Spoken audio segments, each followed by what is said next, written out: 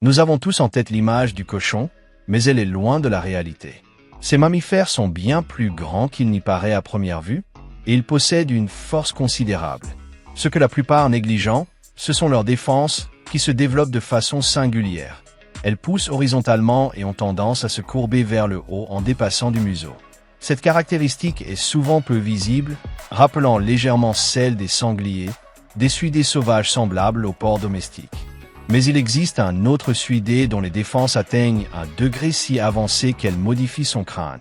Ce sont les babiroussas. Ce spécimen est endémique de l'Asie insulaire, présent surtout sur Buru, une île d'Indonésie, et sur quelques îlots voisins, parfois naturellement, parfois introduits par l'homme, notamment par les habitants autochtones depuis très longtemps. Il préfère les forêts humides à la végétation clairsemée, évitant les zones très broussailleuses et vit à proximité de points d'eau douce.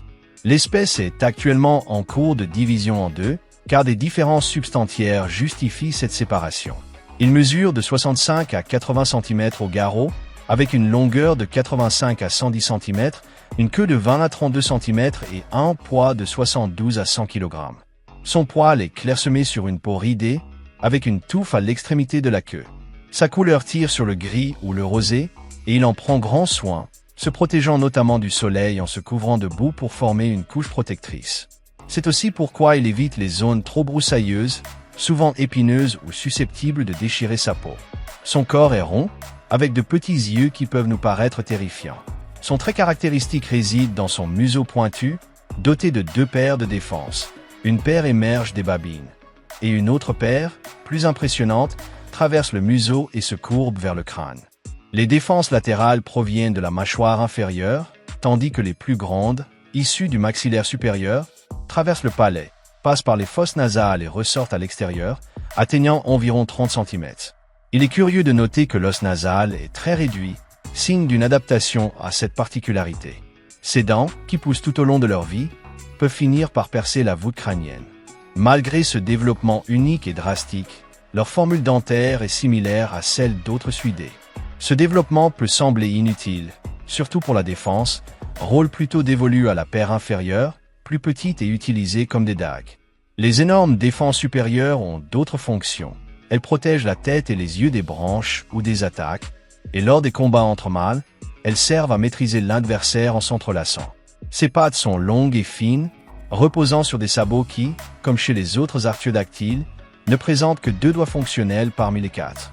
Le dimorphisme sexuel se concentre sur le développement des défenses. Les femelles en possèdent, mais bien moins que les mâles, la taille étant l'autre différence.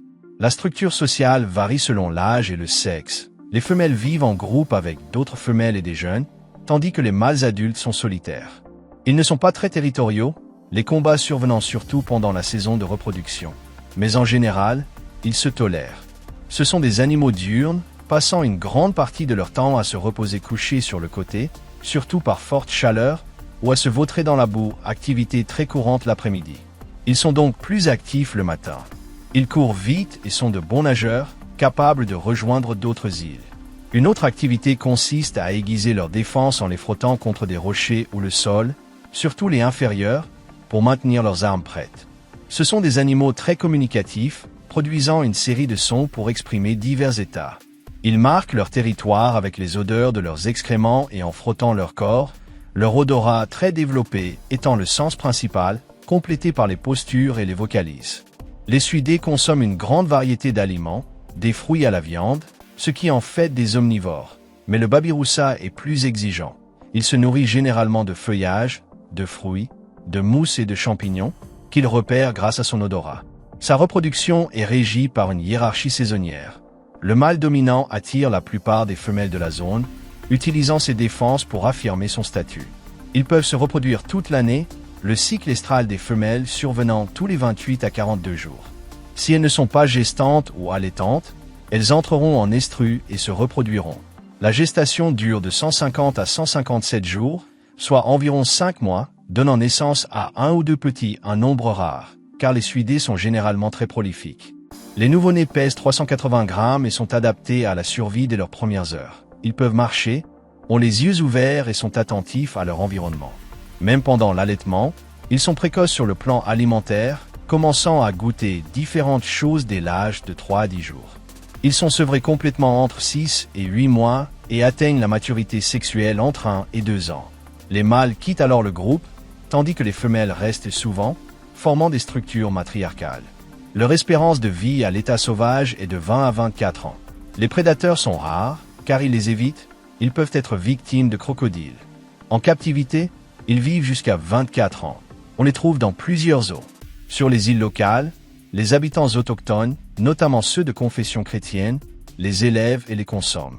Ils peuvent aussi s'hybrider avec des porcs domestiques, donnant une progéniture hybride stérile. Cette espèce est classée comme vulnérable. Sa principale menace est la chasse, qui a réduit sa population de manière substantielle. On estime environ 4000 individus.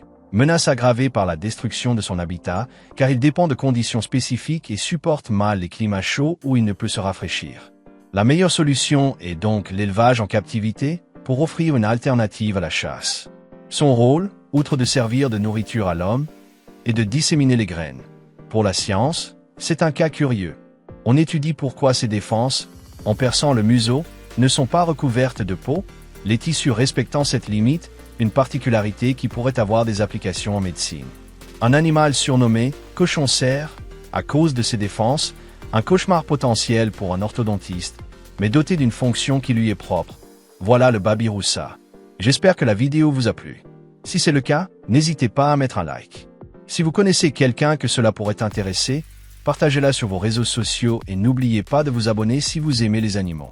Si vous avez une question, une suggestion ou simplement un commentaire, n'hésitez pas à l'écrire dans la boîte ci-dessous. Et si vous êtes un fervent admirateur de cette chaîne, activez la cloche de notification pour être parmi les premiers à voir les vidéos. Merci beaucoup d'avoir regardé cette vidéo. À bientôt.